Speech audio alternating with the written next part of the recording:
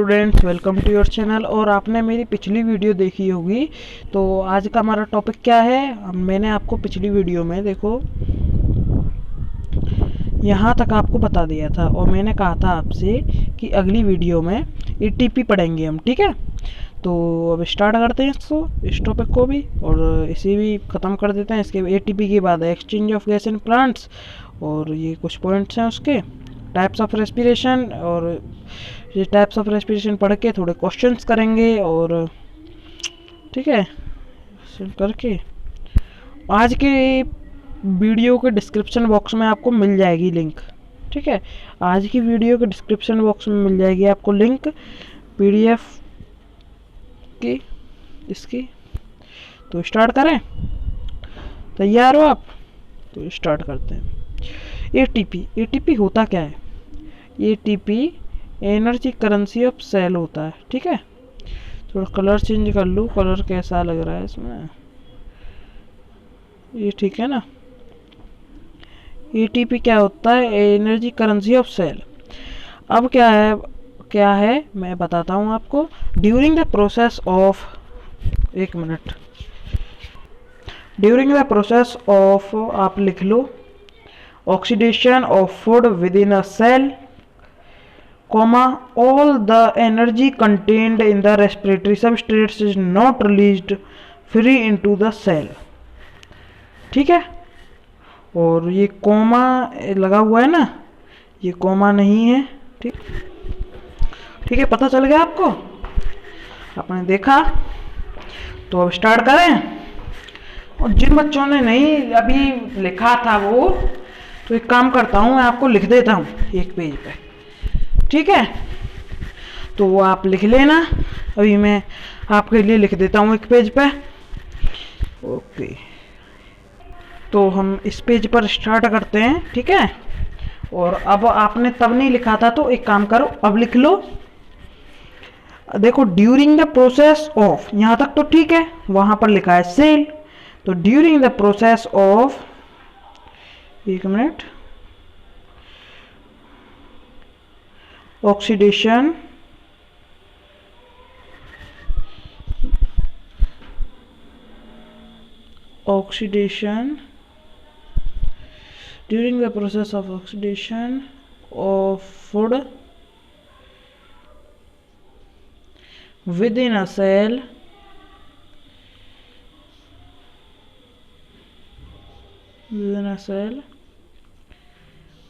all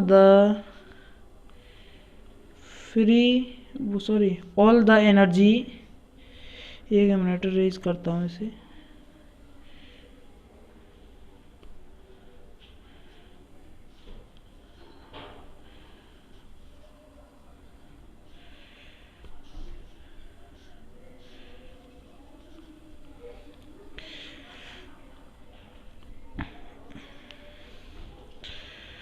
all the energy contained in the respiratory substrates,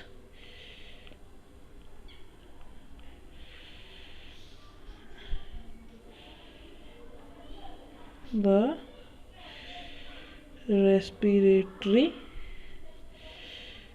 substrates। ठीक है, थोड़ा writing ज़्यादा गंदी है, थोड़ा क्या। अब आप इसको देख लो। अब मैं आपको बताता हूं during the process of oxidation. अब देखो, यहां से वीडियो शुरू होती है प्रॉपर वे से। ठीक है, अब शुरू करते हैं हम। During the process of oxidation of food within a cell, जब ऑक्सीडेशन की प्रोसेस के दौरान, जब सेल के अंदर all the energy contained in the respiratory substrate is not released free into the cell। ठीक है, जो एनर्जी कंटेंड है वो, मतलब ये एक एटीपी की प्रोसेस होती है, ये स्टेप बाय प्रोसेस होती है। एक मिनट, मैं आपको वही स्लाइड पर पहुंचाता हूं। ठीक है, एक मिनट, पहुंच गए हम। अब देखते हैं। ठीक है, during the process of during the process of oxidation of food within a cell, For all the energy contained in the respiratory substrate is not released free into the comma or in a single step. Instead it is released in a series of stepwise reaction controlled by the enzyme and is trapped as chemical energy in the form of ATP. देखो तब मैं आपको बताता हूँ जब हमारे body में oxidation की प्रोसेस होती है, तो जब हम खाना खाते हैं ऑक्सीडेशन की प्रोसेस हो रही है, खाना खाते हैं, उसके बाद उस खाने से जो एनर्जी रिलीज़ होती है वो होती है केमिकल एनर्जी की फॉर्म में रिलीज़ होती है, उसे फिर एटीपी की फॉर्म में चेंज किया जाता है। ठीक है, पता चल गया आपको? लगा लेता हूँ। Hence the energy released in respiration by the process of oxidation is not used directly but is used in synthesizing ATP. Used is utilized when energy is needed. सुनो, अब मैं आपको बताता हूँ। अब जो एनर्जी रिलीज होती है रेस्पिरेशन की ऑक्सीडेशन की प्रोसेस से, वो डायरेक्टली यूज नहीं होती, लेकिन एटीपी को बनाने के लिए वो यूज होती है। ठीक है, समझ में आ गया आपको? एटीपी क्या है? Energy currency of cell. जो हमारी बॉडी में पैसा चलता है वो एटीपी है। Thus it is said that ATP acts as the energy currency of cell. फिर ये क्या कहता है? यही बात क्या कहती है कि ATP currency of cell energy currency of cell ATP है। Energy trapped in ATP is used as the many energy requirement process of the organism. The carbon skeleton process during respiration is used as precursors by the biosynthesis of the other molecule in a cell. देखो बच्चों, आज मैं आपसे कहूँगा कि आप notes आज ज़रूर लेना, क्योंकि आज के नोट्स बड़े ही अच्छे हैं और आज आपको पीडीएफ की वीडियो के डिस्क्रिप्शन में आपको ये नोट्स की पीडीएफ मिल जाएगी। ठीक है, तो आप लेना ना भूलें बिल्कुल भी। अगर आपने भूल गए आप तो छोड़ो, मैं क्या करूं। अच्छे नोट्स हैं, मतलब ये बात है। आज की क्लियर बात यह है कि अच्छे नोट्स आज के बड़े ही अच्छे हैं। तो स्टार्ट करें। और हम एनर्जी, अब क्या पढ़ना है हमें? Energy of exchange of gases in plants में जो गैसेस हैं वो कैसे एक्सचेंज होती हैं, मींस प्लांट्स क्या लेते हैं, क्या छोड़ते हैं, है ना, उन सब का पता लगाते हैं हम इसमें से। आगे बढ़ते चलो, पीछे मत देखो, पीछे देखो लेकिन बैकलॉग्स हों तो देखो। ठीक है, और सबसे आगे बढ़ते हैं। Exchange of gases in plants for the process of respiration. क्या वो हो जाता है, मैं बोलता हूँ गलत टाइप हो जाता है। For the process of respiration, जैसे काटो, plant takes oxygen and release CO2। जो प्लांट्स हैं वो ऑक्सीजन लेते हैं, रिलीज करते हैं CO2 को। Plants have stomata and lenticels for gaseous exchange instead of a specialized organ that are present in animals for exchange of gases.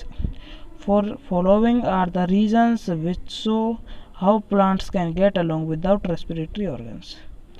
वो plants के पास रेस्पिरेटरी ऑर्गन नहीं होता, फिर भी वो कैसे सांस ले पाते हैं, क्या करते हैं, जो ये पॉइंट्स दे रखे हैं उनमें बताया जाएगा। ठीक है, आगे बढ़े चलो। Every part of the plant has the ability to take care of its own needs of a gas exchange, and also very little transport of gas occur from one part of the plant to another. इसमें क्या है, जो plant का हर part होता है उसके पास ability होती है, वो इतना होता है जिम्मेदार कि वो अपनी केयर कर सके।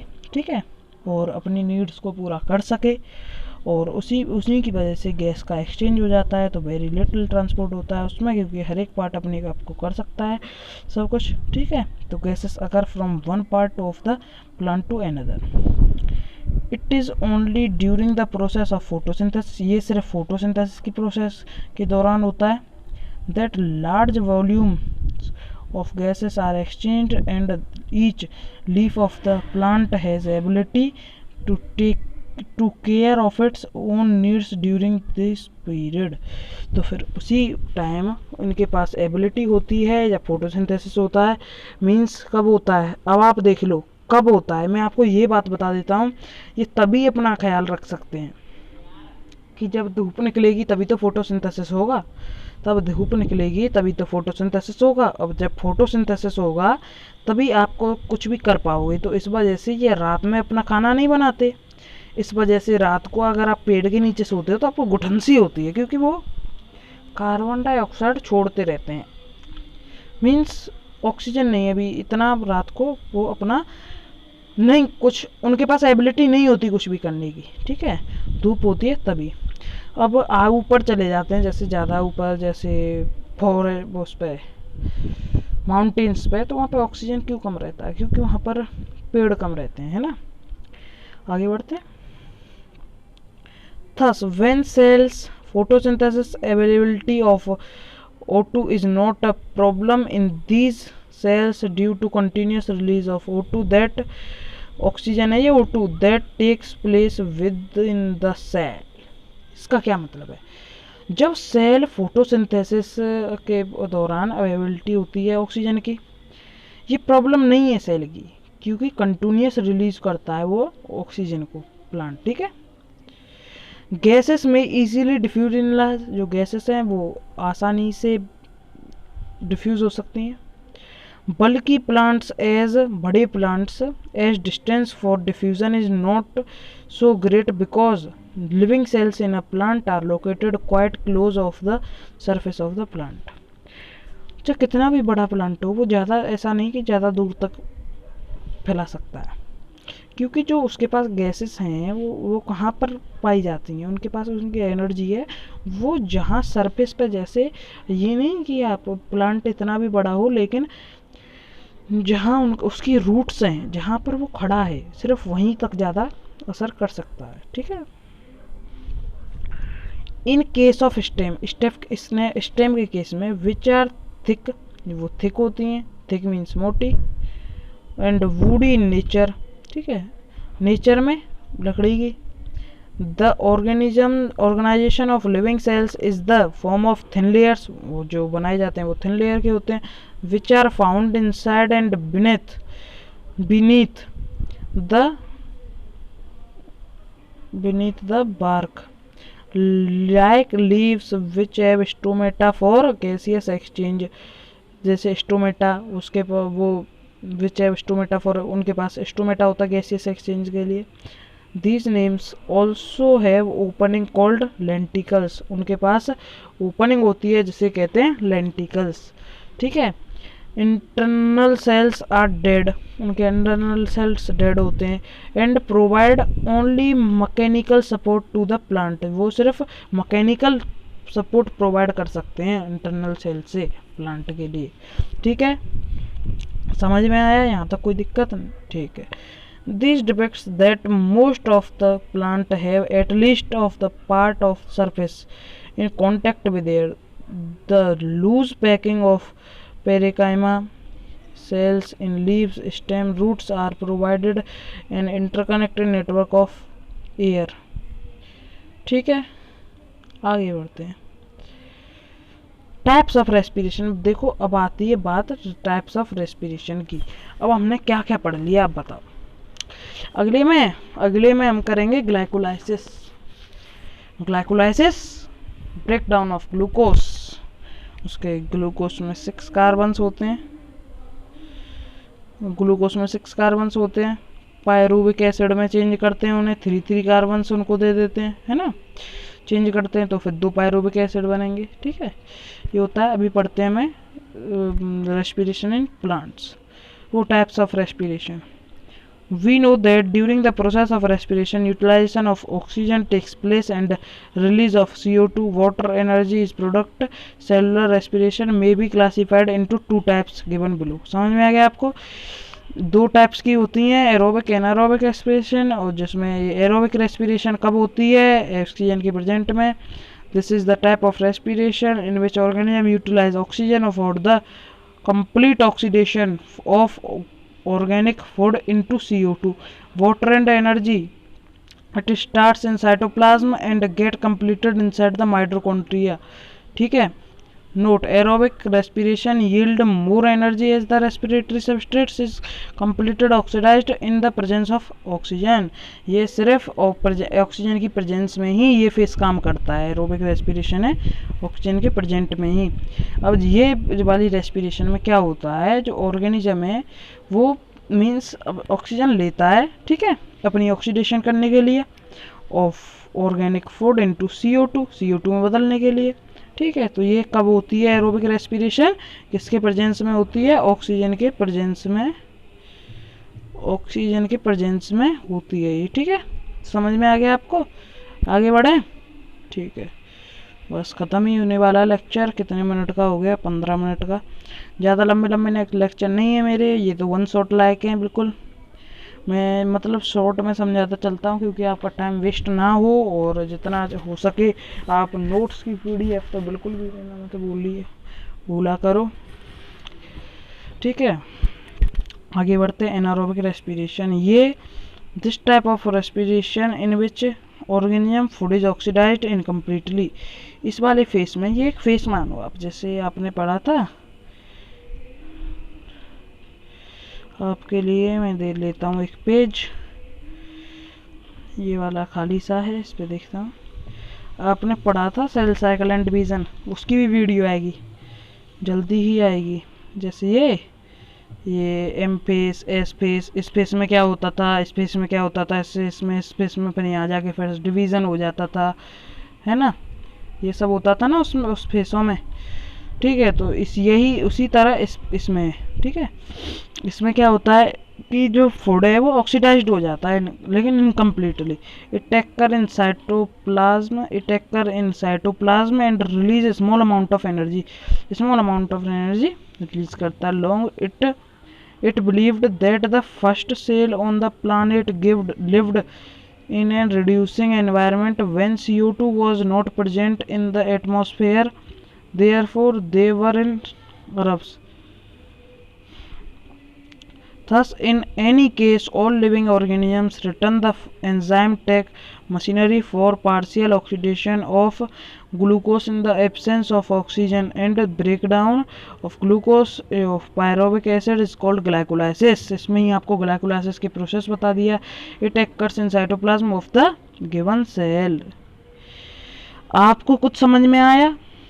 मैं समझा देता हूँ। एनारोबिक रेस्पिरेशन है कि ये मतलब इसमें क्या होता है, आपने यहाँ ये देख लिया, इसमें होता क्या है, वो तो ये लाइन है ना, इसमें देख लो। तो ये वाली इसमें होता है, ऑक्सीडेशन होता है इसमें, और जो फूड है वो इनकम्प्लीटली फूड ऑक्सीडाइज इनकम्प्लीट होता है, इनकम्प्लीट। ठीक है, इस वाले फेस में इनकम्प्लीट होता है फूड ऑक्सीडाइज्ड।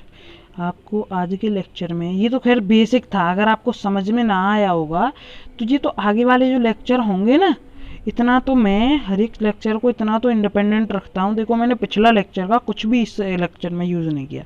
बताओ, रेस्पिरेशन के सिवाय मैंने आपको पिछले लेक्चर में बताया था रेस्पिरेशन होता क्या है, उसके अलावा और इनके अलावा कुछ और यूज़ किया नहीं किया, क्योंकि मैं हर एक लेक्चर को इंडिपेंडेंट रखता हूँ। ठीक है, तो आपको भी रखना पड़ेगा। तो अब बढ़ते हैं क्वेश्चनों की तरफ। इस बार तो देखो मैंने जल्दी की वजह से, ये क्वेश्चंस हैं, जल्दी की वजह से इनको क्वेश्चनों के आंसर भी नीचे रख दिए हैं, लेकिन अगली बार से मैं अलग अलग बनाऊंगा, क्वेश्चन की भी स्लाइड बनाऊंगा। ठीक है, respiration require oxygen, how did the first cell on the earth manage to survive in an atmosphere with no present at the time. अभी बढ़ते हैं क्वेश्चनों की तरफ। आप इन क्वेश्चनों का स्क्रीनशॉट ले लीजिए, इनका भी आपके लिए एक वीडियो आएगी, लेकिन मैंने ये आपके लिए सिर्फ, आप समझ सकते हो DPP, लेकिन DPP विद सॉल्यूशन है ये। ठीक है, DPP कहीं नहीं है। मैं अगली बार अपने लेक्चर बना के लेके आऊँगा, मैं अपने क्वेश्चन बना के लेके आऊँगा, उनसे कराएंगे। ठीक है, हम ये तो मैंने आपके लिए वैसे ही मैंने कई बच्चों को थोड़ा सा दे दूँ कंटेंट। आप इनका स्क्रीनशॉट ले लो, नोट्स लिंक डिस्क्रिप्शन में है, डाउनलोड कर लेना। लेकिन आपको पूरे नोट्स मिलेंगे, और वीडियो आप पूरी देखा करो तो आपको समझ में आएगा, ज़रूर समझ में आएगा आपको। ठीक है, देखो यहाँ से आपका स्टार्ट है।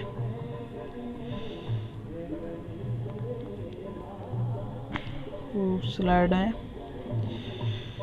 रुको 1 मिनट। ठीक है, अब अगर आपकी अगली वीडियो जल्दी ही आएगी। अभी हम करा रहे हैं प्लांट फिजियोलॉजी, और प्लांट फिजियोलॉजी के साथ अब ह्यूमन फिजियोलॉजी साथ में चलेगी। आपके लिए एक और वीडियो आ जाएगी प्लांट फिजियोलॉजी ह्यूमन फिजियोलॉजी की। ठीक है, और पढ़ाई करते रहें, आप अच्छे से पढ़ो, आपके लिए बेहतर है। और आपके लिए मोटिवेशन वीडियो, अगर आप सोचो मोटिवेशन वीडियो चाहिए तो भाई अपने पेरेंट्स है ना, पेरेंट्स मोटिवेशन है वो हमारे। अपने पेरेंट्स को देखो, आपसे कितनी मतलब कितनी आस लगा के बैठे हैं, है ना, बैठे नहीं काम करते हैं पेरेंट्स, है ना। आप देखो कितनी आस लगा के बैठ रहे हैं आपसे, हमसे, है ना। और आप देखो उनसे सबसे ज़्यादा मोटिवेशन तो आपको वहाँ से मिलेगा, एक बार देख लो। ठीक है, और आपको और कुछ चाहिए कंटेंट तो आप कमेंट सेक्शन में बता सकते हो। अगर वीडियो अच्छी लगे तो लाइक करना, अगर ना अच्छी लगे तो कमेंट सेक्शन में बताना क्या अच्छा नहीं लगा। ठीक है, तो अब ओवर करते हैं क्लास को। थैंक यू, आप देखना इनको, ये वीडियो भी अपलोड हो जाएगी आपके लिए। ये है रेस्पिरेशन इन प्लांट्स और रेस्पिरेशन बेसिक्स पार्ट 2। ठीक है, अब ये रेस्पिरेशन बेसिक की वाली सीरीज़ ख़त्म हो गई। ठीक है, अब प्लांट फिजियोलॉजी सीरीज़ चल रही है, इसके बाद अब चलेगी ह्यूमन फिजियोलॉजी। अभी उसमें कराऊंगा मैं breathing and exchange of gas वाला चैप्टर स्टार्ट। नई डाइजेशन एंड एब्सॉर्प्शन अभी नहीं आएगा। ठीक है, और चलो ठीक है, थैंक यू दोस्तों। एक मिनट